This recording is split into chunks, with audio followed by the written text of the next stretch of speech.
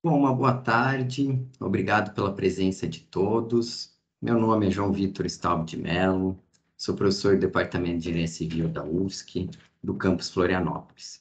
E hoje nós vamos dar sequência aos cursos de capacitação que estão previstos no TED 702-2020. TED firmado entre a Universidade Federal de Santa Catarina e o Departamento Nacional de Infraestruturas de Transporte.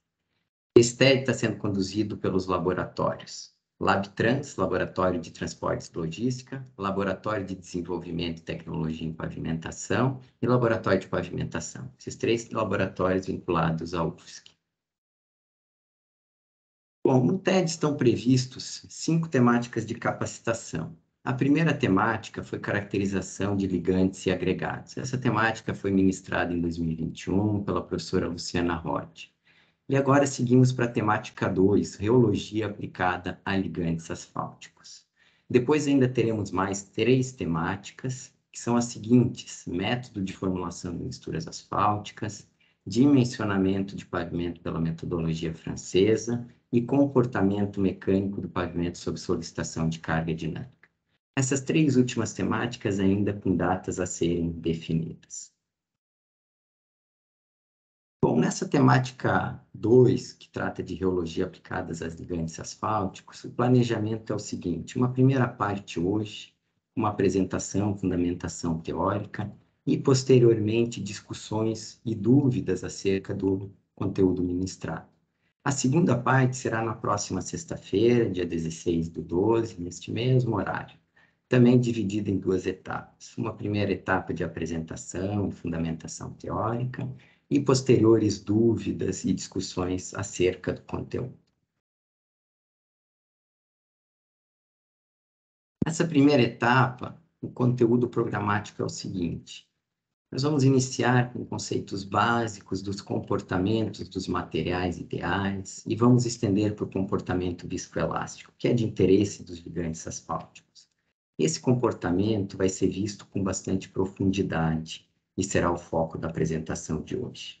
Por fim, o final dessa primeira etapa será conhecer o reômetro de cisalhamento dinâmico, que nos dá informações das propriedades viscoelásticas dos ligantes asfálticos. Na sexta-feira, com base em toda a fundamentação vista hoje, nós iremos partir então para os ensaios reológicos disponíveis em normativas brasileiras e normativas estrangeiras. Conceitos básicos. O que é reologia? Reologia é a ciência que estuda a deformação da matéria. Mas reologia também pode ser vista como a ciência que estuda o fluxo da matéria, uma vez que o fluxo é um caso específico, especial de deformação. O que é deformação? A deformação de um corpo é a alteração, a variação da sua geometria em função de um agente externo, uma ação externa.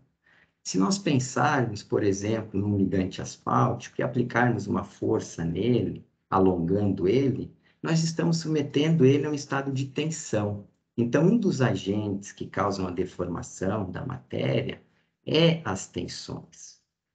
Agora, alguns outros materiais podem expandir com variações térmicas ou contrair com variações térmicas. Então, outro agente bastante importante na engenharia que causa deformações nos materiais é a variação térmica. Então, nós temos esses 2 agentes específicos que influenciam o comportamento reológico dos materiais: as tensões e as deformações, e a variação térmica. Como nós podemos definir, então, sobre o aspecto da engenharia, reologia?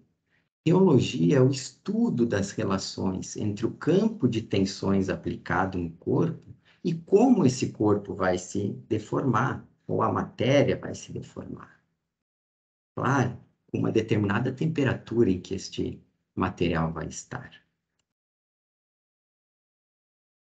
A relação entre o campo de tensão e a deformação que o material vai sofrer, ela é inerente ao material. Depende das características físicas, características químicas do material. de como ele é composto atomicamente, de como é que são as ligações atômicas, as ligações moleculares. Como, por exemplo, se nós observarmos um gráfico de tensão versus deformação, aqui nós temos o aço, aqui nós temos o vidro, nós temos o alumínio, nós temos o acrílico e o PVC. Eles apresentam comportamentos diferentes, porque eles são compostos de átomos e apresentam ligações químicas diferentes. Se nós pegarmos um determinado nível de tensão, podemos observar que o aço ele vai deformar pouco comparativamente ao acrílico, comparativamente ao PVC. Então, o estado de tensão e a deformação que o material vai sofrer depende muito das suas propriedades físicas e químicas. O que busca a reologia? A reologia busca estabelecer uma relação constitutiva entre a tensão e a deformação do material. O que são relações constitutivas? São modelos, equações matemáticas que conseguem estabelecer uma correspondência entre grandezas físicas de interesse. Neste caso, a tensão e a deformação. Quando o material ele é tensionado, como ele vai se deformar? São exemplos de relações constitutivas de materiais a viscosidade de Newton, regida pela lei de Newton da viscosidade. A elasticidade, regida pela lei de Hooke da elasticidade.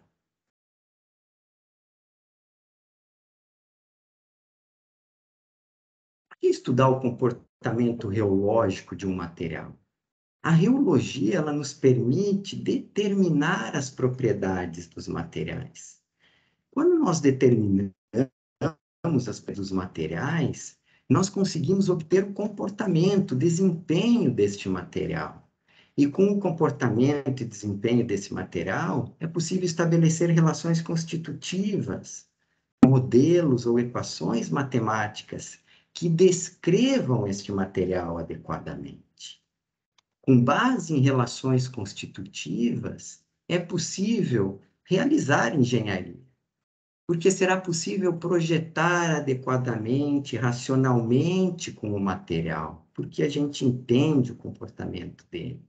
Será possível desenvolver novos materiais com base nos materiais existentes, melhorar algumas propriedades dos materiais conhecidos.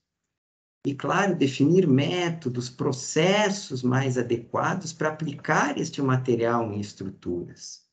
Ou seja, a reologia nos permite construir com materiais mais adequados e essas estruturas durarem o tempo de projeto e, assim, a gente conseguir fazer uma engenharia adequada. Bom, dadas essas considerações iniciais a respeito do que é reologia e a importância para a engenharia, vamos entrar no comportamento dos materiais e vamos falar do comportamento dos materiais ideais. Então, vamos falar de Robert Hooke e de Isaac Newton.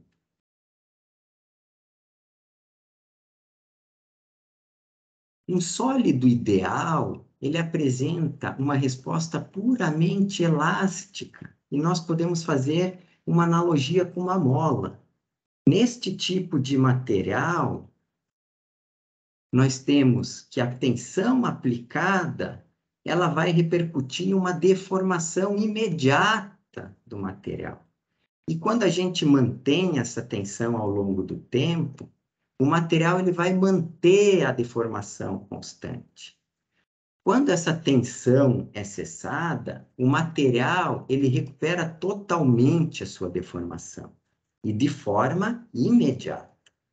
A resistência desse tipo de material à deformação é o seu módulo de elasticidade, que é um coeficiente de proporcionalidade entre a tensão aplicada e a deformação sofrida pelo material no campo da linearidade entre a tensão e a deformação. Quanto maior o módulo do material, mais rígido é o material e maior é a sua resistência à deformação. Este comportamento ele é regido pela lei de Hooke da elasticidade. Como exemplo de um material puramente elástico, um sólido ideal, nós podemos dar a borracha. Quando nós alongamos uma borracha a um certo nível de deformação dentro do campo da linearidade, essa borracha ela vai sofrer uma deformação devido à tensão aplicada. Quando eu cessar essa tensão, a borracha ela vai recuperar toda a deformação sofrida. Agora, se nós pensarmos num ligante asfáltico a 25 graus, nessas mesmas circunstâncias, de aplicarmos uma tensão nele, ele vai sofrer uma deformação. Ao nós cessarmos essa tensão, o material ele vai recuperar uma parcela da deformação sofrida, mas não completamente. Então, o ligante a 25 graus não pode ser considerado um material ideal puramente elástico. Do outro lado, nós temos os líquidos ideais, que são respostas puramente viscosas. Esse tipo de material, nós podemos fazer uma analogia com um amortecedor.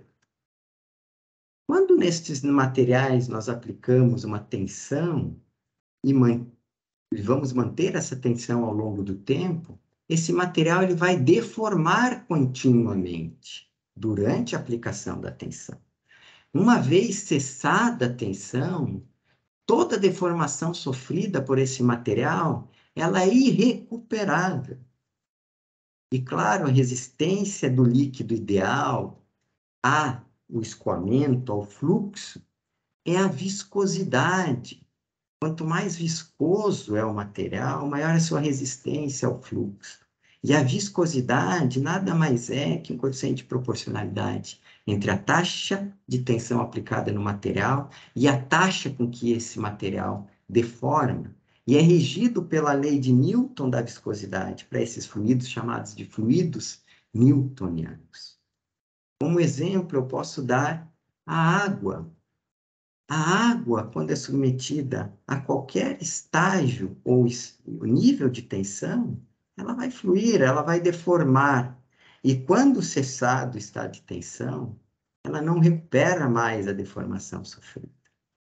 Agora, se nós pensarmos num ligante asfáltico, a temperatura de 25 graus, ao nós alongarmos este ligante, através de um estado de tensão, aplicando uma força, ele vai deformar. Ao cessar essa tensão, ele vai recuperar uma parcela da deformação sofrida. Então, ele não pode ser considerado um fluido newtoniano, tendo um comportamento totalmente viscoelástico. Viscoso, desculpe. A grande verdade é que a grande parte dos materiais não são sólidos ideais com comportamento puramente elástico. E não são fluidos com comportamento puramente viscoso, fluidos newtonianos. A grande maioria dos materiais apresentam um comportamento intermediário aos comportamentos ideais. Estes materiais são chamados de materiais viscoelásticos. Então, nós temos aqui, de um lado, sólido ideal, um comportamento puramente elástico, e que nós temos ele regido pela lei de Hooke da elasticidade. Como símbolo, uma mola. E nós temos, do outro lado, um líquido ideal, regido pela lei de Newton da viscosidade, com um comportamento puramente viscoso. E os materiais asfálticos, os ligantes asfálticos, eles apresentam um comportamento intermediário, uma parcela elástica e uma parcela viscosa. E claro que isso vai depender da temperatura em que o ligante asfáltico está. Quanto mais frio está o ligante, a uma temperatura mais baixa, maior é a tendência dele ser sólido e ter um comportamento de sólido ideal. Agora, quanto maior a temperatura do ligante, maior é a tendência dele se comportar como um líquido e apresentar uma componente viscosa maior. Então, o comportamento viscoelástico do material, do ligante, ainda é dependente da temperatura, porque é um material termossuscetível.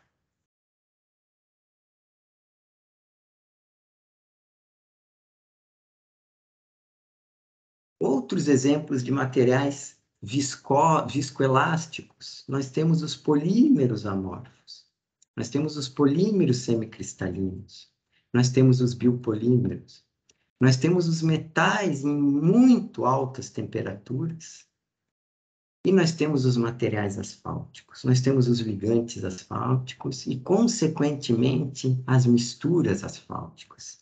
E mais inúmeros outros materiais com esse tipo de comportamento. Agora, como determinar o comportamento viscoelástico do material? Quero saber o quão ele é elástico e o quão ele é viscoso. Como pode ser feito isso?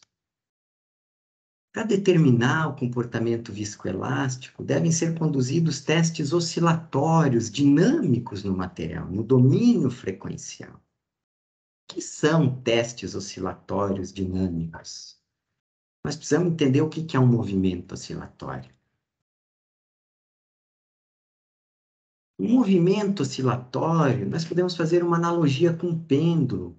É um movimento de ida e volta em torno de um eixo de equilíbrio. Então, o pêndulo ele vai para lá e vai para cá, vai para lá e vai para cá. Quando o pêndulo oscila dessa forma, ele cria uma oscilação de onda senoidal, também chamada sinusoidal. Esse tipo de onda, a reversão completa de sinal, sinal negativo, sinal positivo. E é esse o tipo de onda que nós aplicamos em testes dinâmicos para caracterizar o comportamento viscoelástico dos materiais. A característica dessas ondas harmônicas senoidais são bastante importantes para os testes oscilatórios e dinâmicos. Tanto testes que nós vamos conduzir com reômetro, como demais testes aplicados a misturas asfálticas. Quais são as características mais importantes e que nós precisamos entender para a configuração de testes dinâmicos? É a frequência do tipo de carregamento. É a amplitude dessas ondas, é o comprimento lambda da onda e é o período da onda.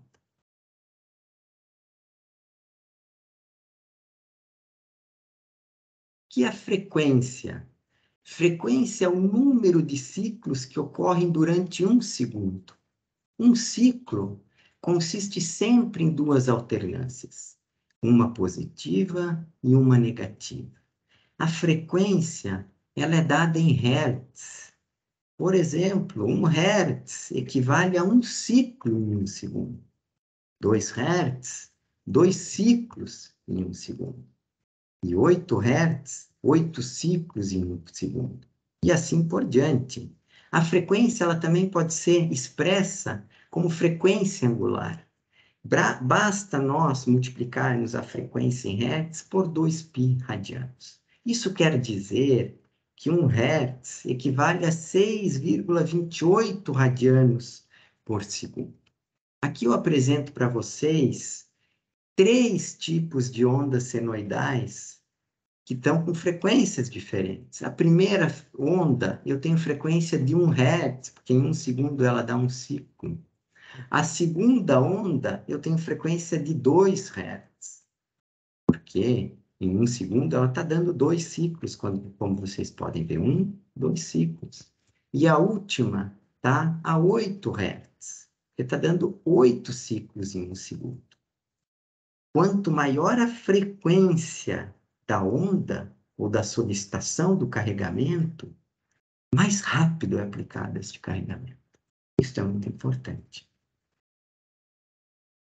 O que é a amplitude da onda? A amplitude da onda é a distância entre o eixo de equilíbrio e a crista da onda, ou então o eixo e o vale da onda.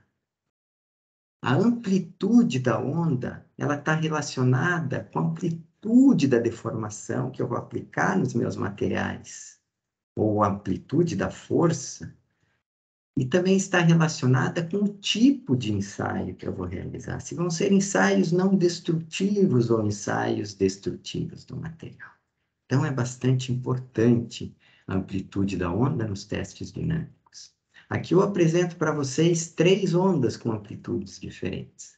A primeira onda apresenta uma amplitude muito maior do que a segunda. E a segunda onda apresenta uma amplitude muito menor do que a terceira. Então, a primeira apresenta uma amplitude menor que a segunda, que apresenta uma amplitude menor do que a terceira. E elas estão numa mesma frequência de aplicação da carga, 2 Hz. O comprimento da onda é a distância entre cristas ou a distância entre vales. O comprimento da onda, ele é inversamente proporcional à frequência. Quanto maior a frequência da onda, menor é meu comprimento. Quanto menor a frequência, maior o meu comprimento. E a última característica é o período, que é o intervalo de tempo para se completar um ciclo de onda. Então, nós podemos ver que a 1 Hz, o período ele é de 1 segundo. Demora 1 segundo para eu completar um ciclo de onda. Quando eu estou com 2 Hz, o meu período é de 0,5 segundos. E quando eu estou com 8 Hz, o meu período é de 0,125 segundos. Ou seja, o período é inversamente proporcional à frequência da onda aplicada. Entre essas 4 características de ondas, as mais importantes para os testes oscilatórios ou testes dinâmicos e reológicos que nós vamos ver, é a frequência e a amplitude. A frequência ela está plenamente relacionada com a velocidade com que eu vou conduzir os testes. Ou seja, com o tempo da aplicação da carga no material. Ou seja, o tempo que essa tensão vai atuar no material. E está relacionado em serviço, uma estrutura do pavimento, com a velocidade que os veículos estão trafegando na rodovia. Quanto mais rápido esses veículos estão trafegando, mais rápido eles estão solicitando o material, a mistura asfáltica, o ligante asfáltico, que constitui a mistura asfáltica. A amplitude da onda, ela também é muito importante, porque ela caracteriza a intensidade da carga e da força aplicada no material nos testes laboratoriais. E, claro, o nível da deformação que o material está sendo submetido. E isso caracteriza o tipo de ensaio, se é destrutivo ou não. Como é que funciona o princípio dos testes oscilatórios, dinâmicos, através de ondas senoidais que nós acabamos de ver as características delas?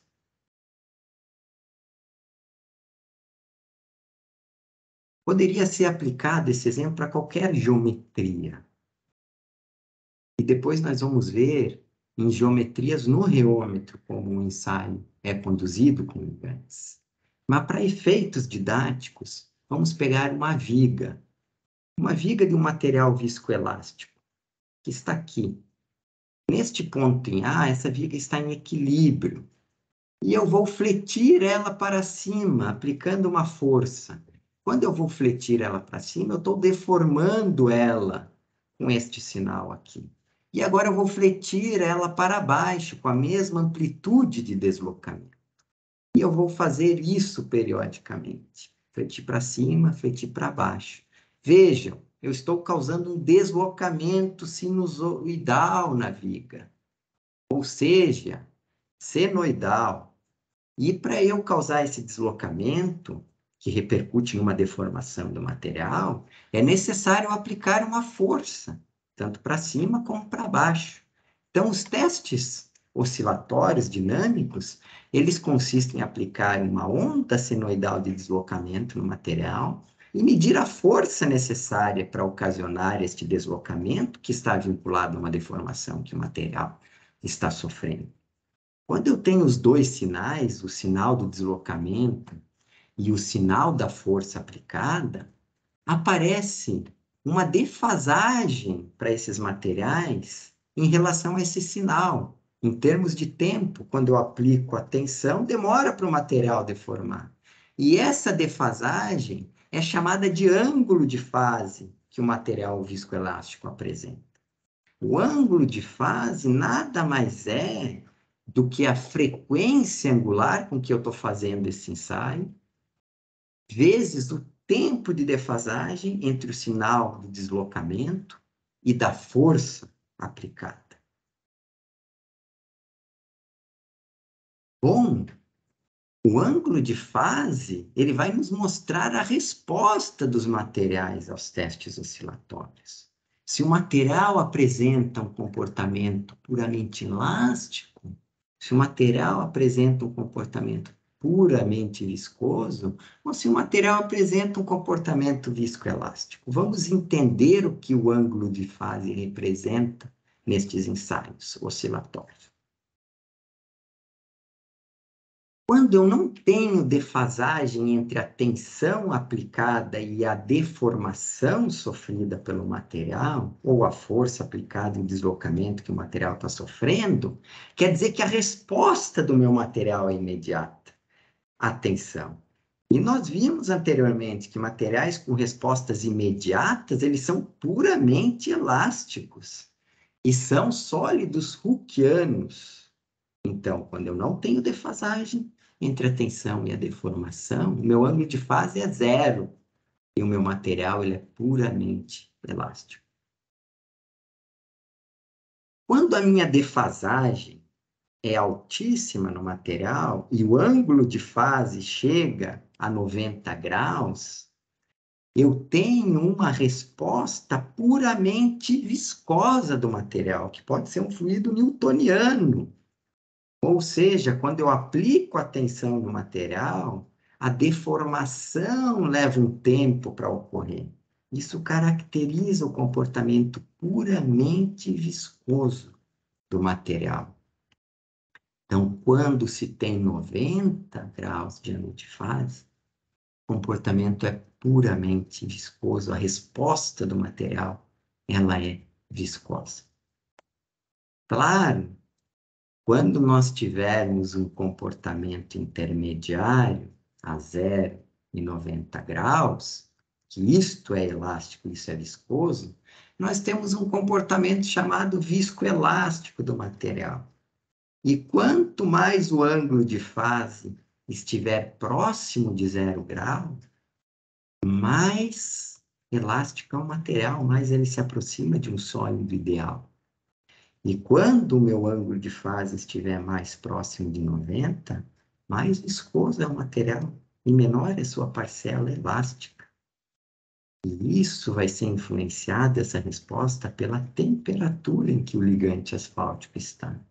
O ligante asfáltico apresenta este comportamento intermediário, chamado de comportamento viscoelástico, assim como vários e vários outros materiais.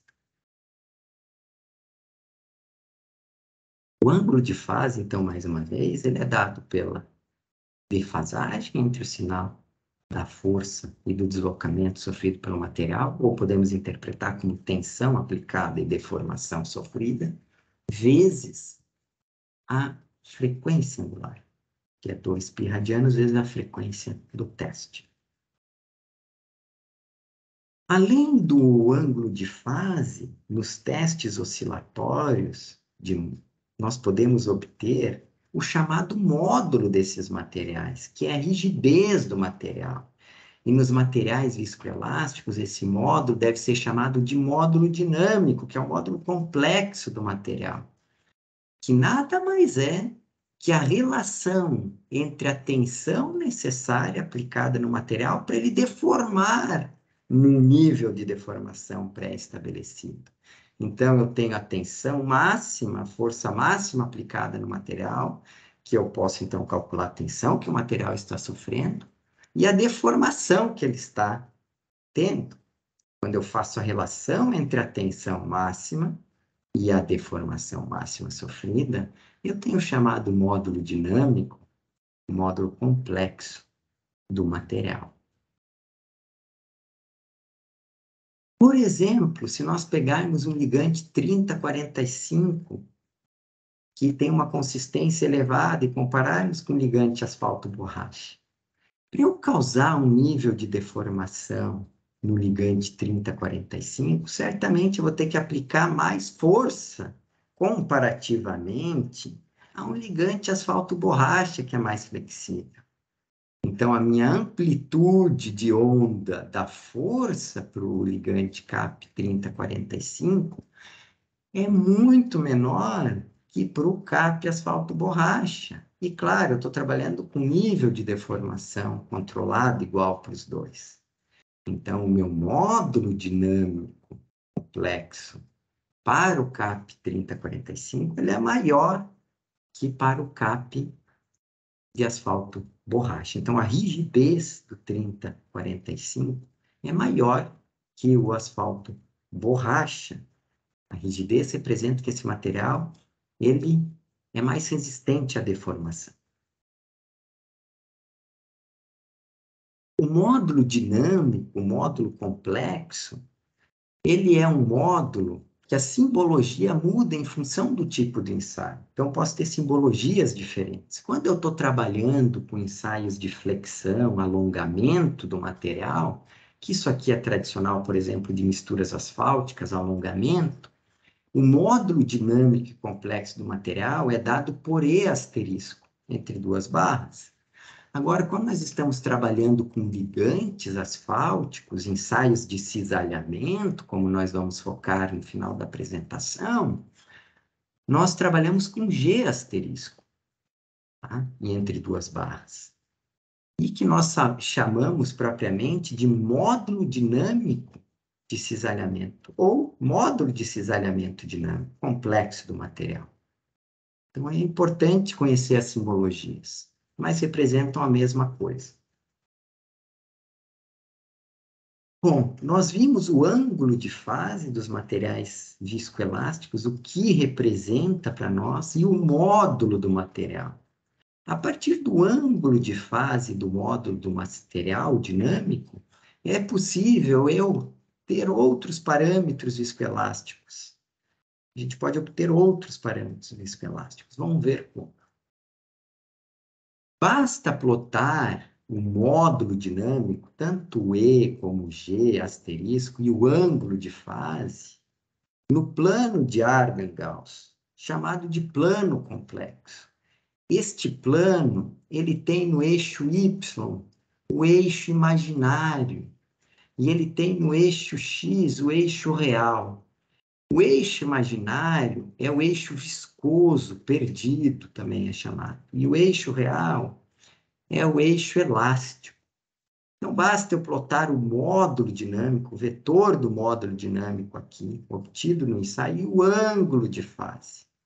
Com isso, eu consigo obter duas componentes do nosso módulo, que vai depender da temperatura que o ligante está, ou a mistura asfáltica.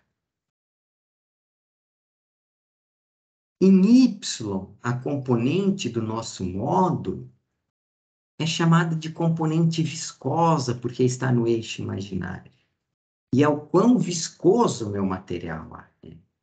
E no eixo X, eu tenho a minha componente real, a componente elástica. Então, vejam, tenho aqui um módulo de cisalhamento dinâmico de um ligante, e eu tenho, claro, a partir do ângulo de fase dele, eu tenho esta componente, que é chamada de componente viscosa, que é o G duas linhas, também chamado de G2 em muitas bibliografias. E em X eu tenho G', chamado de G1 em muitas bibliografias. E da mesma forma para ensaios de flexão, quando eu tenho o módulo dinâmico, por exemplo, de uma mistura asfáltica, eu vou ter aqui o E' e o E duas linhas. Vejam bem, quando nós temos um material puramente elástico, o meu módulo dinâmico, ele é igual à componente elástica. Claro, o meu ângulo de fase ele é zero. Quando eu tenho no outro extremo um material puramente viscoso, o meu ângulo de fase é 90 graus. E o meu módulo do material é igual à componente viscosa, o E duas linhas ou o G duas linhas, depende do tipo de ensaio. E quando temos um material de comportamento intermediário, chamado viscoelástico, como os ligantes asfálticos e as misturas asfálticas, a determinadas temperaturas, nós temos tanto uma parcela elástica quanto uma parcela viscosa do material. E isso vai depender, que é muito importante, da temperatura em que o ligante está. Ele vai ser variável, esse módulo dele, e as componentes, e o ângulo de fase, propriamente dito. Enfim, em função da temperatura que o material está, e também da frequência com que este material ele vai ser solicitado. Como é calculado, então, a componente elástica do módulo de cisalhamento dinâmico do ligante? É o módulo de cisalhamento dinâmico, a norma do módulo, vezes o cosseno do ângulo de fase. E o módulo viscoso, componente puramente viscosa, é o módulo de cisalhamento dinâmico vezes o seno do ângulo de fase. E isso também é válido para os ensaios de flexão. Agora, é claro que o meu módulo de cisalhamento dinâmico do ligante, ele é igual à raiz quadrada das componentes, da somatória das componentes ao quadrado. Se eu tenho as componentes, eu posso chegar no módulo de cisalhamento dinâmico. E com o módulo de cisalhamento dinâmico e o ângulo de fase, posso chegar nas componentes. A tangente do ângulo de fase também é nada menos do que a razão entre a componente viscosa pela componente elástica. Isso eu já havia alertado sobre as simbologias. Então, em muitas literaturas, o G' e o E' são ditos como G1 e E1. O G duas linhas e o E duas linhas, parcela viscosa, é G2 e E2.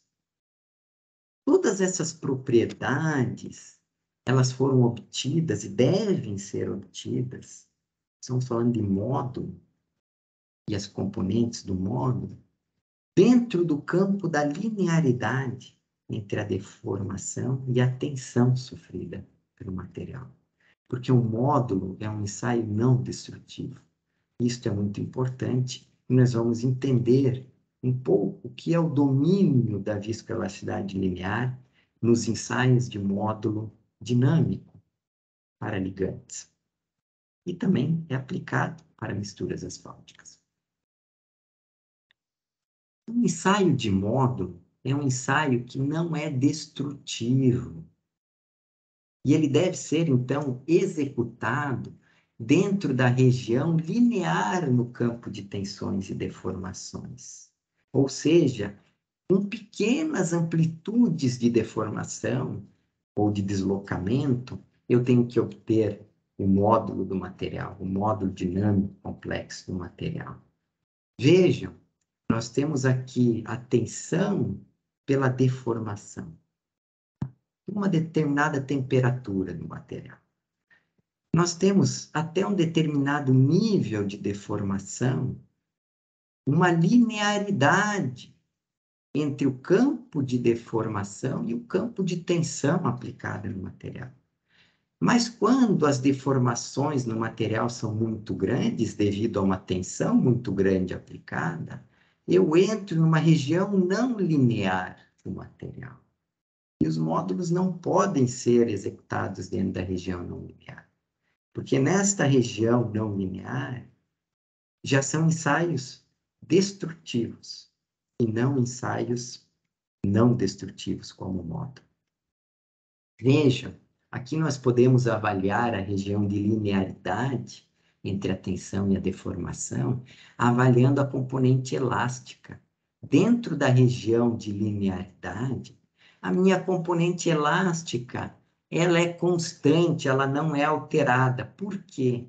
Porque com pequenas amplitudes de deformação no material, eu somente estou Estou testando a força das ligações atômicas, das ligações moleculares.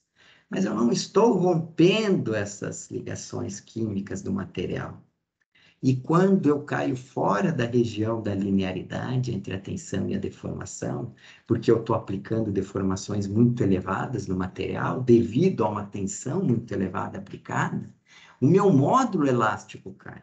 Porque eu já estou causando danos, eu estou rompendo ligações atômicas e moleculares no material, eu estou degradando o material. E a proposta de módulo é um ensaio não destrutivo, é não degradar o material, é apenas testá-lo, a sua resistência à deformação. Então, cuidado com a amplitude das deformações aplicadas para determinar essa propriedade tão importante dos materiais, que é o módulo dinâmico no nosso caso.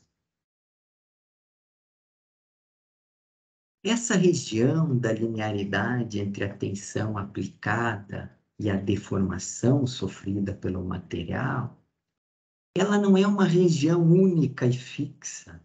Essa região pode ter uma faixa maior ou menor, a depender de certos fatores que vão aumentar ou reduzir a região da linearidade.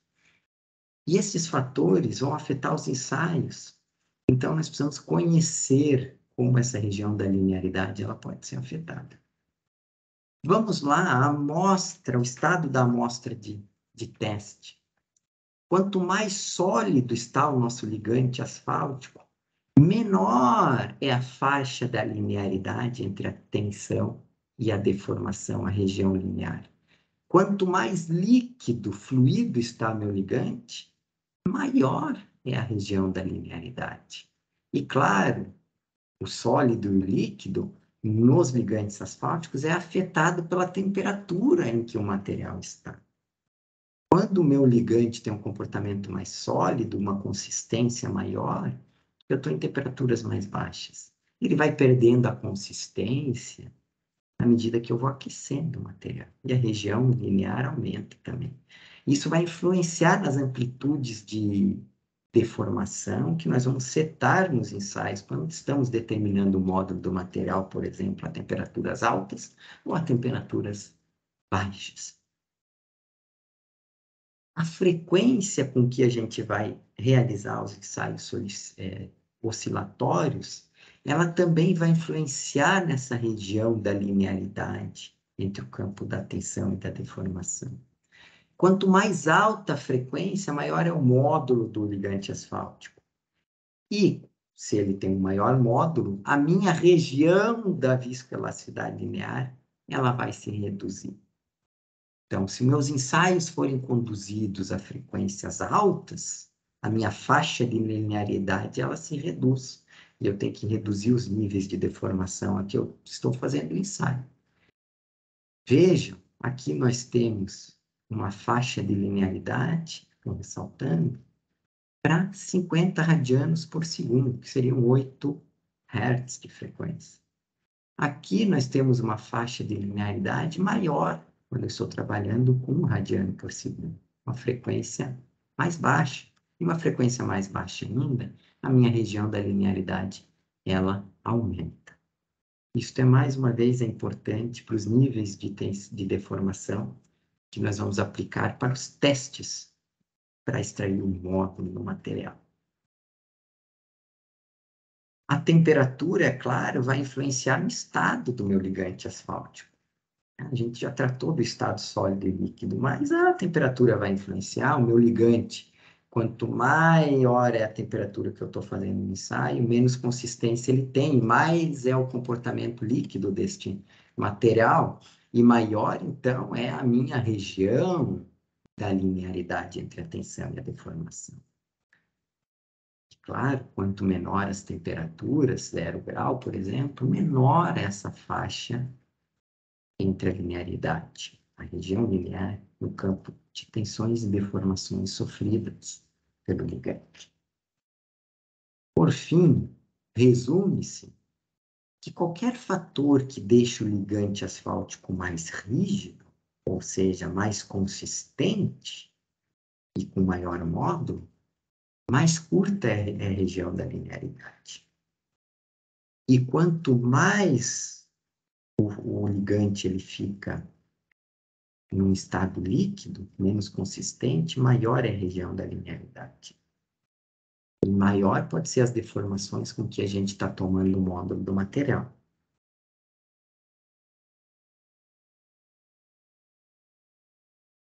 Teste de módulo dinâmico e teste de fadiga são completamente diferentes. Quando estamos no ensaio de módulo, que é o que estamos tratando aqui, o módulo de cesariamento dinâmico propriamente dos ligantes, nós estamos ensaiando o material dentro do campo da linearidade entre a tensão e a deformação. Num domínio pequeno de deformações que nós vamos solicitar esse material. Ou seja, as cargas aplicadas são pequenas. E a classe do ensaio ela é não destrutiva, porque eu estou testando as ligações químicas, os arranjos moleculares do material, mas não estou rompendo eles. E nos ensaios de fadiga, que podem ser realizados com os mesmos equipamentos que nós tomamos o módulo dos ligantes ou das misturas asfálticas, nós ensaiamos o material fora do campo da linearidade, por muitas vezes, onde nós vamos, então, romper as ligações do material ao longo de muitos ciclos. Então, é um ensaio destrutivo, onde nós queremos. O objetivo é causar danos no material e rompê-lo até um determinado critério de ruptura. Então, nos ensaios de módulo, nós aplicamos pequenas deformações no material. Claro, são pequenas amplitudes de deslocamento, de ondas de deslocamento no ensaio. E pequena vai ser a força aplicada. Nos ensaios de fadiga, nós aplicamos amplitudes de deslocamento bem grandes, muito superiores a dos ensaios de módulo, e forças elevadas para causar essa amplitude de deslocamento e, porventura, as deformações que o material está sofrendo.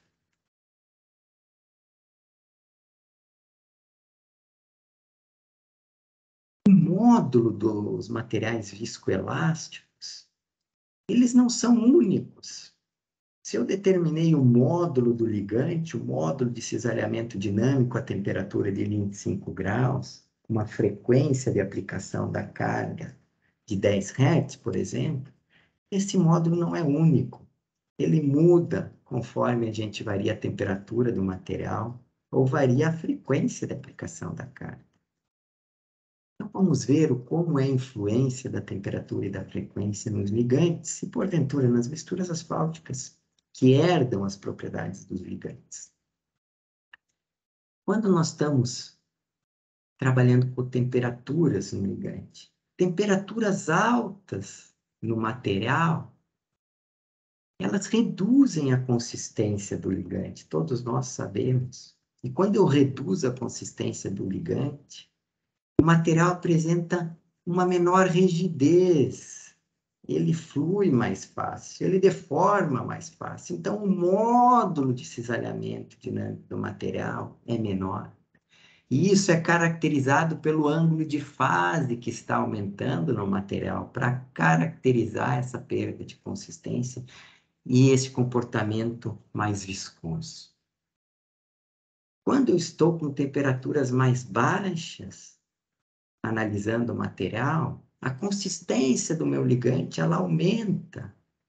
E claro, ele resiste mais às deformações, ele não vai fluir tão fácil.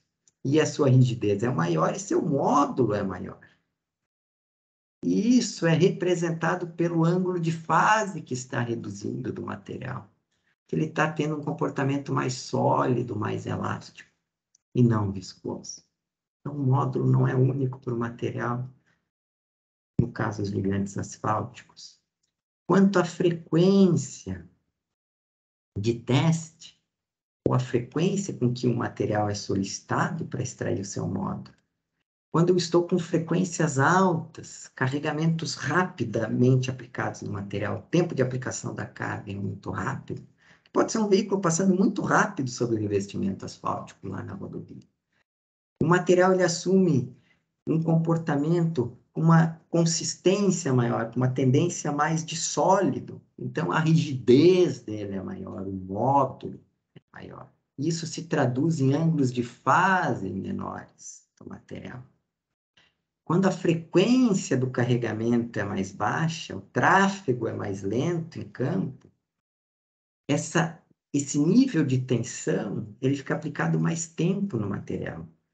E a parcela viscosa se manifesta mais, o comportamento fluido do material ele se apresenta mais, e o módulo reduz no material, caracterizado por um aumento do ângulo de fase. Então, vocês viram que a temperatura e a frequência, ela muda o módulo do material, que não é único. Muito é usado um módulo elástico para esse material, que é totalmente errado, porque o material ele vai sofrer uma variação do seu comportamento com a temperatura, com a frequência. A resposta dele é variável.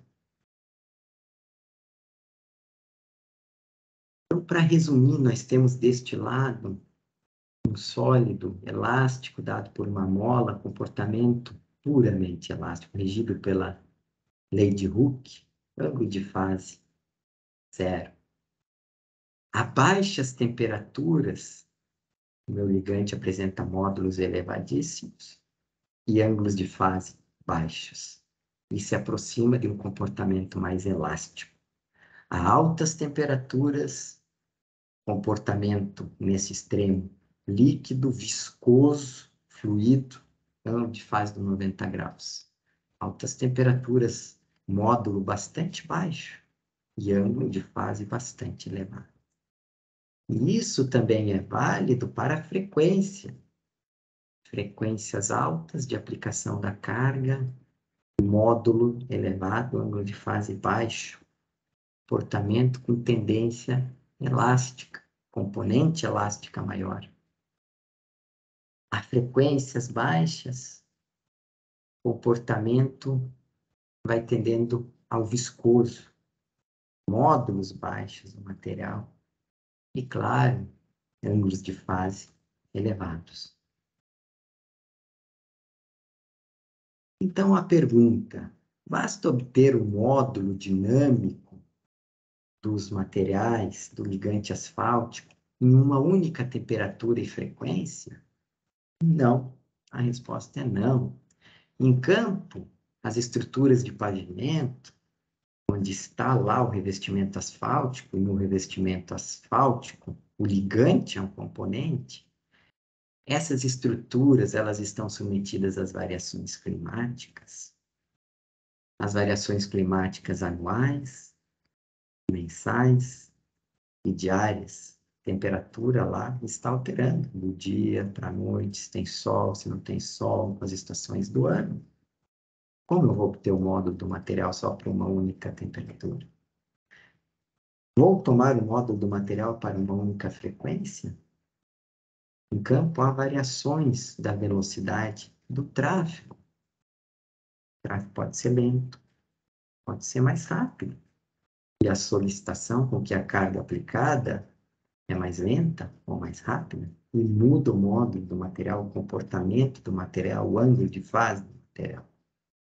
Exemplos: rodovias submetidas a climas desérticos, podem estar submetidas a clima desértico a períodos de verão e ter uma tendência a um comportamento mais viscoso, ou a climas mais frios, mais submetidas a invernos, e ter um comportamento mais elástico. Também pode estar sendo submetidas a velocidades de tráfego diferentes. Pode ser uma rodovia com nível de serviço bastante baixo, onde os caminhões estão trafegando a baixas velocidades, e o comportamento vai tender a ser mais viscoso. Pode ser com rodovias que têm interseções, onde que vai limitar a velocidade do tráfego. Rampas elevadas, com ângulos elevados. Agora, essas rodovias também podem ser com velocidades mais altas, classes de rodovias de padrão elevado, classe zero, com rampas praticamente com elevações bastante baixas e muitas tangentes, níveis de serviços adequados, e a tendência do comportamento vai ser mais paraelástico. Então, nós devemos tomar o módulo do material, dos ligantes, em diversas temperaturas, em diversas frequências, para compreender o comportamento desse material, numa totalidade de interesse das rodovias, não numa única temperatura ou frequência. Vou mostrar um arranjo típico de temperaturas e frequências em que são realizados os testes, para determinar, por exemplo, o módulo de cisalhamento dinâmico do ligante, que tem muito interesse para o comportamento deste material que nós vamos aplicar em campo. É um padrão típico utilizado. Então, as temperaturas normalmente começam em -10, se ensaia o módulo a -10, para todos esses níveis de frequência que vocês estão vendo aqui. -10 faz a 0,1 Hz, 0,2 Hz, 0,5 Hz, 1 Hz, 2, 5, 10, 15, 20, 25, 30. Temos 11 pares de frequência aqui, por exemplo, baixas e altas, para uma temperatura. Então, para essa temperatura, nós vamos ter 11 pares de módulo de cisalhamento dinâmico e de ângulo de fase do material. E depois vamos fazer a mesma coisa para a temperatura de -5, de 0, de 5, de 10, de 15, de 20, de 25, 30, 35, 40. E nós vamos ter uma chuva de pontos de módulo de cisalhamento dinâmico do ligante, por exemplo, por uma série de condições de temperatura de interesse e de frequências de interesse. Bom, o que é feito com esses valores de módulo e ângulo de fase? Essa que é a pergunta. É possível construir o chamado plano Quali-Quali deste ligante, por exemplo, que também é válido para as misturas asfálticas. Neste plano, eu tenho um módulo para um determinado ensaio, como vocês podem ver aqui, plotado em função do seu ângulo de fase. Então, estou plotando no plano de Argand-Gauss, plano complexo. Onde que eu vou ter para esse valor de módulo? É claro, uma componente elástica. E vou ter uma componente viscosa no eixo Y. Que a gente tem todos os pontos para uma gama de temperaturas e frequências. Essa chuva de pontos que vocês estão vendo são todos os pontos de módulo e ângulo de fase para aquelas temperaturas que eu mostrei e frequências de teste.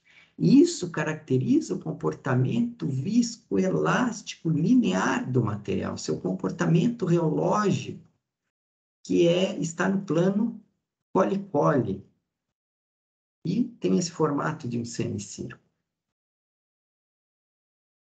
Nesta região, nós temos as temperaturas mais altas e as frequências mais baixas em que os módulos foram tomados. E nessa região são frequências mais altas e temperaturas mais baixas. Claro, o módulo está aumentando nessa região. E o que se faz com essa chuva de pontos experimentais que eu extraí o comportamento do material? Eu falei no início dessa apresentação que o objetivo da reologia é estabelecer relações constitutivas para descrever o comportamento do material matematicamente, através de dados experimentais. Então, a gente faz os experimentos para ter os dados experimentais que modelam, que traduzem o comportamento do material. E nós queremos aplicar um modelo matemático sobre esses pontos experimentais, que representem esses pontos experimentais adequadamente. Nós estamos falando aqui de um campo do domínio da frequência. Então, os modelos que nós temos para materiais asfálticos, ligantes asfálticos, por exemplo, o modelo de Maxwell, modelo de Voigt, modelo de Kelvin, entre os outros, não representam o comportamento deste material. Um dos modelos mais usados para simular esse comportamento é o modelo de Websaeg. É um modelo de matemático, vocês estão vendo aqui, que consegue acompanhar os dados experimentais, ter uma calagem adequada com os dados experimentais. Então, basta a gente ter os ensaios laboratoriais do material, aplicar o modelo E aí a gente tem os parâmetros do modelo matemático. Este modelo matemático ele pode ser usado numa simulação para projeto da estrutura do pavimento, que perfeitamente vai descrever o comportamento do material, por exemplo, uma mistura asfáltica. E vai ser possível, então, projetar adequadamente essa estrutura, quando se tem um modelo matemático que descreve o comportamento do material adequadamente. Isso também provavelmente vai ser abordado nas próximas temáticas em termos de misturas asfálticas. Então, aqui nós temos a analogia com a mola do comportamento puramente elástico. É uma mola que representa esse comportamento. Aqui nós temos o comportamento puramente viscoso, representado por um amortecedor. E aqui no meio nós temos o modelo, por exemplo, de Oetzreg, que representa muito bem os materiais asfálticos, e que ele é representado por uma mola, que é seguido de dois elementos parabólicos em paralelo com outra.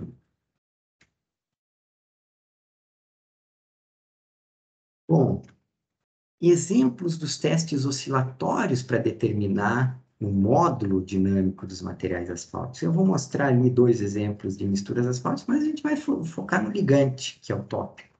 Reologia aplicada a ligantes. Só que a reologia também se aplica às misturas asfálticas. O entendimento é o mesmo. Então, o módulo dos materiais nós podemos extrair tanto de misturas asfálticas quanto de ligantes asfálticos. Misturas asfálticas, por exemplo, nós temos os ensaios que fazem fadiga do material, mas também fazem módulo do material no domínio da frequência, aplicando um carregamento oscilatório senoidal. Por exemplo, nós temos o ensaio a 2 pontos, a flexão dos materiais. Neste ensaio, utiliza-se corpos de prova trapezoidais para extrair o módulo e o ângulo de fase. Método francês, nós temos também ensaios dinâmicos a 4 pontos, usando viguinhas de misturas asfálticas. Método americano, então nós não vamos entrar no módulo das misturas, mas nós vamos entrar dos ligantes.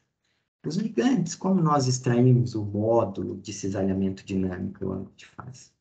Utilizando o reômetro de cisalhamento dinâmico, que aqui tem uma parte da foto deste tipo de equipamento, que nós vamos ver daqui para frente.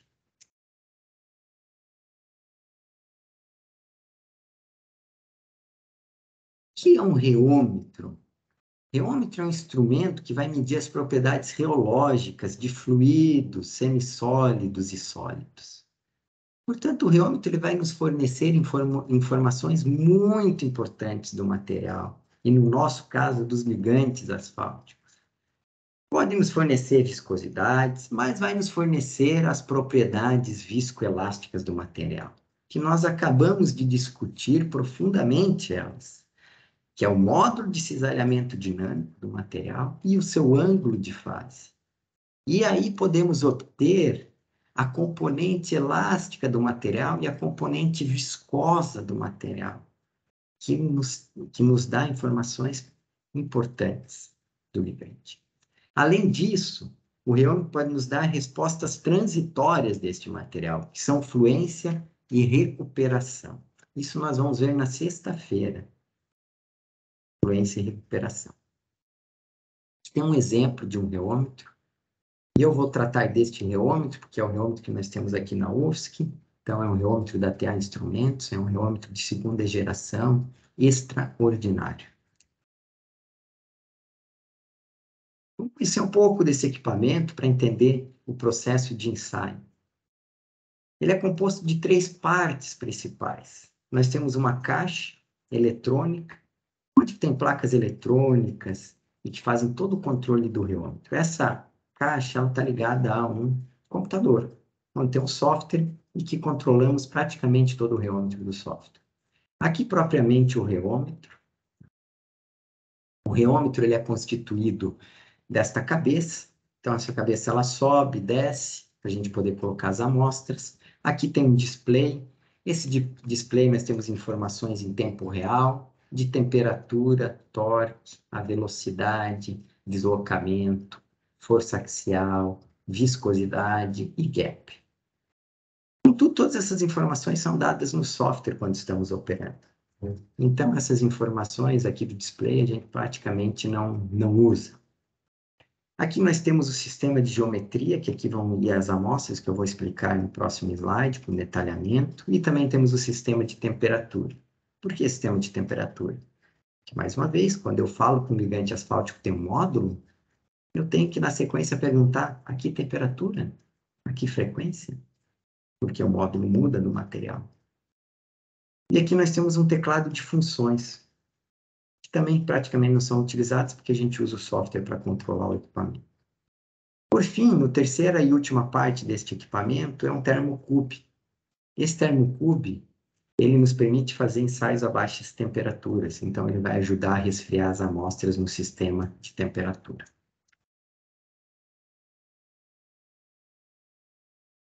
Amostra de teste de geometrias para os ligantes, no caso. Então, vamos conhecer um pouco dessa região do reômetro. Nessa região, nós temos aqui, na parte inferior, essa placa. Essa placa, ela, em cima dela, a gente coloca uma outra plaquinha com determinado diâmetro. Essa placa sempre vai ficar, essa geometria, ela sempre vai ficar fixa aqui, ela não é móvel. Tem uma rosca, ela fica fixa. E as geometrias que a gente trabalha com ligantes são geometrias com diâmetro de 25 milímetros ou 8 milímetros. Então, vejam, amostras de ligante bastante pequenas. Sobre essa placa aqui, vai vir a amostra de teste. E, em cima da amostra de teste, eu tenho essa mesma geometria. A amostra ela vai ficar como se fosse um sanduíche. Vai ficar entre duas geometrias. A geometria inferior fixa e a geometria superior, ela vai oscilar durante os ensaios. Que ela está vinculada a esta haste aqui. Então, ela vai oscilar. O sistema de temperatura que o reômetro controla. Então, quando nós vamos fazer um ensaio, em reologia a gente seta uma temperatura. Então, nós queremos que o sistema e a amostra esteja, por exemplo, a 10 graus, para eu fazer um ensaio de módulo de desalhamento dinâmico do ligante. Esse sistema de temperatura é controlado por um sistema de Peltier, que vai estabilizar a temperatura. Então, tem placas de aquecimento, resfriamento embaixo e em cima, e que vão deixar em equilíbrio a amostra de teste, como vocês estão vendo aqui, que está no meio daqueles dois pratos, um fixo embaixo e um que vai oscilar. E ainda tem essa cobertura, a gente abaixa essa cobertura para não haver variações da temperatura ao longo do ensaio. Bom, como nós vamos aplicar um deslocamento angular na minha placa superior para ela oscilar, eu preciso controlar esse deslocamento angular. E o reômetro, ele mede isso através de um codificador óptico que ele tem. E esse codificador óptico, nessa geração de reômetro que nós temos aqui na UFSC, ele tem uma alta resolução, altíssima resolução. Ele vai dar informações em nanoradianos para nós. Então, todo deslocamento, ele é medido por esse decodificador óptico.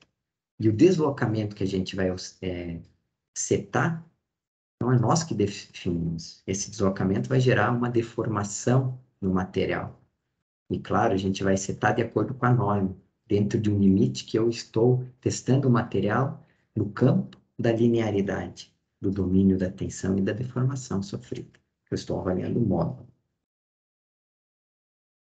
Bom, para causar o deslocamento que nós vamos setar no ensaio, que é o quanto que vai deslocar aquela placa superior, que vai estar em contato com o material, é necessário medir o torque que o reômetro vai dar. Esse torque, ele é medido pelo motor, que tem alta resolução, em nanonewtons vezes metro.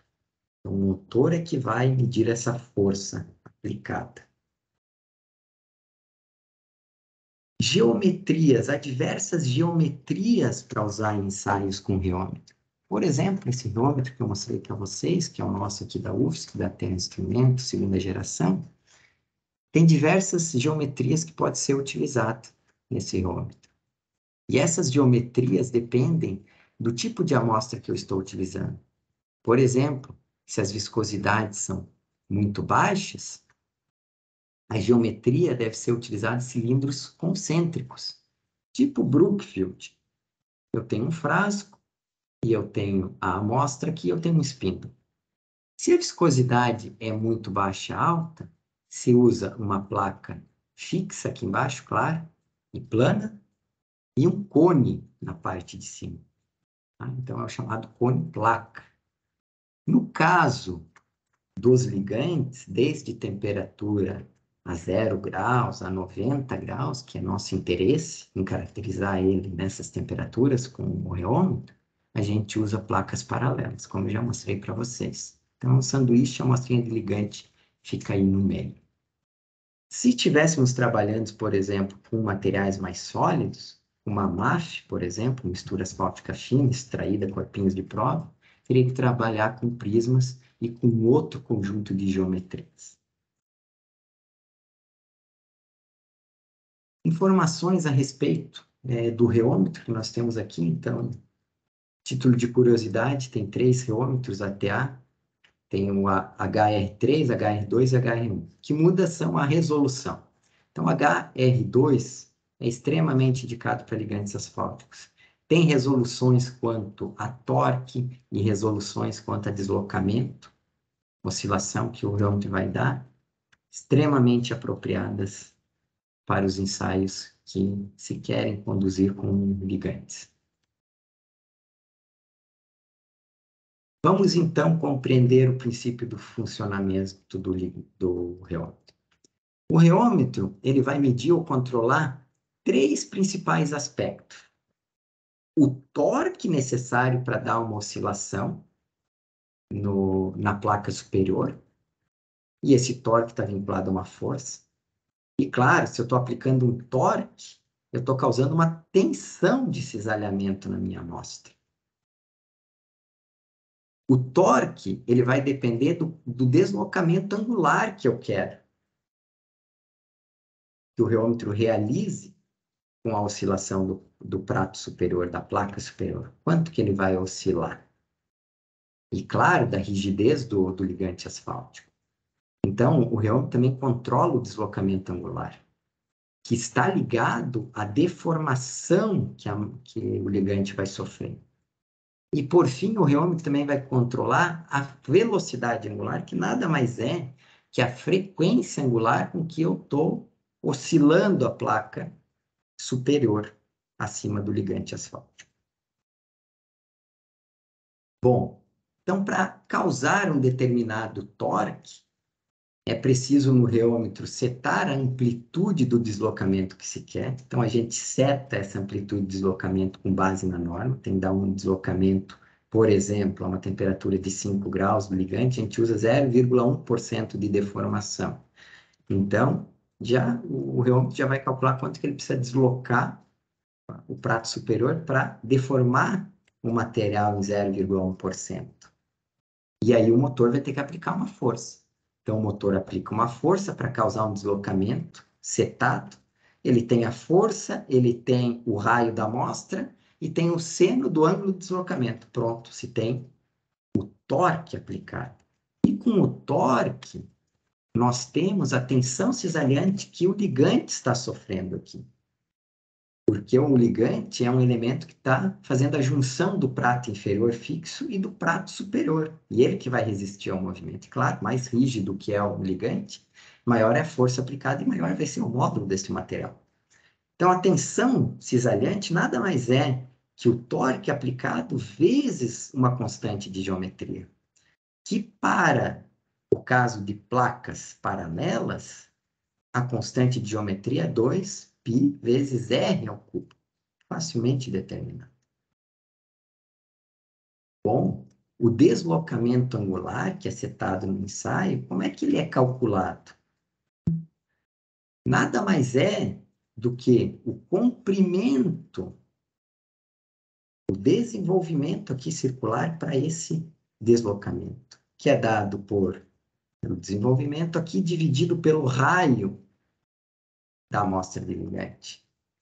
Então, o reômetro ele vai aplicar uma força até causar aquele deslocamento setado, que é uma deformação que o material está sofrendo. Com o deslocamento, é possível calcular a deformação, que a gente já setou, de certa forma, no ensaio, que nada mais é que o deslocamento vezes uma constante de geometria da amostra. Para placas paralelas e para os ligantes, seria o R, que é o raio da amostra, ou o raio da geometria utilizada propriamente no ensaio, dividido pelo gap, pela altura. O que é gap? É a altura da amostra. Por exemplo, quando nós estamos utilizando 25 milímetros de diâmetro de geometria, a gente usa um gap de 1 milímetro. Quando são 8 milímetros, usamos um gap de 2 milímetros. É isso que diz a norma. A frequência angular, que seria a velocidade com que eu estou causando essas oscilações no material, ela é também calculada, controlada diretamente pelo motor. Então, o motor do reômetro é que vai controlar isso, porque nós vamos setar a velocidade que a gente quer que faça o ensaio. A velocidade angular nada mais é do que a variação do deslocamento angular pela variação do tempo. Como então é calculado o módulo de cisalhamento dinâmico e o ângulo de fase no reômetro? O módulo de cisalhamento dinâmico nada mais é que a tensão máxima que eu estou submetendo à amostra, tensão de cisalhamento, por isso que é dado por tal, dividido pela deformação que o material está sofrendo. Então, a gente trabalha com uma deformação controlada, ou seja, a gente seta a amplitude do deslocamento que o reômetro tem que dar, e ele vai medir a força necessária para dar aquele deslocamento. É claro que para um ligante asfalto-borracha, a força necessária ele é muito menor. Para um ligante, por exemplo, 3045, na mesma temperatura, a força é maior, porque o material ele é mais rígido. Então, tem a tensão máxima, que é dada pelo torque aplicado, vezes o fator de geometria da amostra, e aqui é o deslocamento vezes o fator de geometria. Pronto, calculei o módulo de cisalhamento dinâmico complexo do ligante. O ângulo de fase nada mais é que a frequência angular que eu estou trabalhando no ensaio, vezes a defasagem. Então, o reômetro ele vai ter um sinal senoidal, sinusoidal, da força aplicada, do torque, ou da tensão cisalhante, e da deformação. Com isso, ele consegue determinar exatamente o tempo de defasagem. Um tempo multiplicado pela frequência que eu estou usando no ensaio tem um ângulo de fase. E aí, ângulo de fase e módulo, componentes elásticas e componentes viscosas. Por fim, para finalizar, já que eu falei muito, é um exercício. Vamos fazer aqui em conjunto.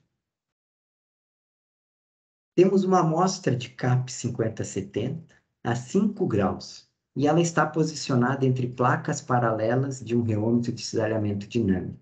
As placas apresentam geometria de 8 milímetros e distância entre placas de 2. Então, eu tenho aqui a minha placa com 8 milímetros de diâmetro e o gap é de 2, e aqui está a minha amostra de CAP 5070. Lembrando, a placa de baixo sempre é fixa e a de cima ela é oscilatória. Então, ela vai ir para lá e vai ir para cá, com amplitude de deslocamento que eu vou setar no ensaio.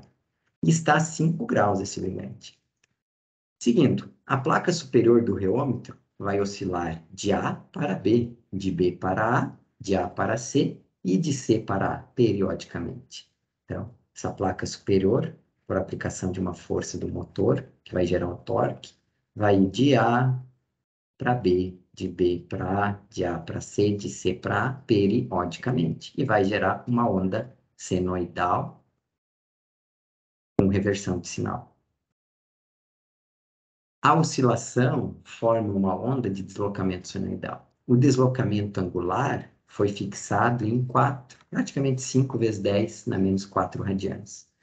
Então, esse deslocamento que eu vou dar de A para B e de A para C, ele é de 5 vezes 10 na menos 4 radianes. Pequeno deslocamento. Então, essa oscilação quase a gente não consegue nem ver, porque a gente está deformando bem pouco o material para ficar dentro do regime da linearidade. Ainda mais que ele está numa temperatura bastante baixa. Para executar o deslocamento, uma vez que a gente setou diz para o reômetro, desloque isto, aplique uma força para causar este deslocamento. Devido à resistência do ligante asfáltico à deformação, o reômetro precisa aplicar um torque de 9,3 vezes 10 na menos 3 newton vezes metro. Então, dado o comando ao reômetro, ele vai tentar causar aquele deslocamento. Tentar não, ele vai cumprir a ordem. E para isso ele vai ter que aplicar uma força e vai ter que gerar uma tensão, vai gerar um torque que vai gerar uma tensão no material. Então o motor aplica um torque com uma velocidade fixada em 10 Hz. E ainda a gente diz lá no ensaio, eu quero que a velocidade com que você vai aplicar esse torque, esse deslocamento, seja de 10 Hz. Então a gente setou o deslocamento, setou a frequência, e agora a gente vai medir a força, vai ter a força necessária para isso. E a defasagem entre o sinal da tensão aplicada e da deformação sofrida pelo material, que é de 6,85 vezes 10 na menos 3. Então, se pergunta, qual o modo de cisalhamento dinâmico do ligante? Qual o valor da componente elástica e viscosa do ligante? Então, estes são dados realmente do ensaio conduzido aqui, mas ao invés de dar os valores para vocês, nós vamos calcular com base nos dados brutos obtidos do reômetro. O primeiro passo é calcular as constantes dependentes da geometria. Então, vamos lá. Primeira constante, 2 dividido por π vezes r ao cubo. Aqui eu estou usando em metros, mas o raio da nossa amostra é 4 milímetros, porque a nossa geometria é de 8, ponto final. E o gap é de 2, então aqui 4 milímetros, 2 milímetros, eu já tenho as duas constantes. Agora eu calculo a tensão máxima, então eu tenho o torque necessário que o reômetro aplicou para causar aquele deslocamento que eu impus ao setar o ensaio. Ele vai precisar aplicar esse torque. E eu tenho a constante aqui, então eu tenho a tensão máxima que o material sofreu durante essas oscilações. E eu vou ter a deformação máxima, que eu próprio setei, porque eu determinei o deslocamento que o reômetro tem que dar dentro do regime de linearidade. E eu chego na tensão máxima. Fazendo a relação entre tensão máxima sofrida e deformação máxima sofrida, eu tenho um módulo complexo do material, ou melhor, módulo de cisalhamento dinâmico do material, dado em Pascal. Bom, calculo o ângulo de fase, eu tenho a frequência com que foi realizado o teste e a defasagem entre o sinal da força e do deslocamento, ou da tensão e da deformação sofrida pelo material. Eu tenho o ângulo de fase, vai dar em radianos, transformo para graus. E eu consigo, então, calcular a componente elástica, fazendo a multiplicação do módulo vezes o cosseno do ângulo de fase, e a componente viscosa, fazendo o módulo de cisalhamento dinâmico vezes o seno do ângulo de fase. Aqui cosseno e aqui seno. Obviamente, a 5 graus e a 10 Hz de frequência, se esperava uma componente, um ângulo de fase bastante baixo, e uma componente elástica muito maior que a componente viscosa do material. Então, aqui deu 8,4 vezes 10 na 7 Pascal, e aqui 3,8 vezes 10 na 7 Pascal. Propriedades viscoelásticas lineares determinadas para o ligante a 5 graus e 10 Hz. Bom, as referências. Agradeço a todos pela atenção. Fico aqui aberto às discussões, podemos iniciar as discussões. Se tiverem dúvida a respeito de algo, eu também posso retornar na apresentação. Também coloco à disposição dos colegas aqui do TED, por parte da UFSC, para complementar qualquer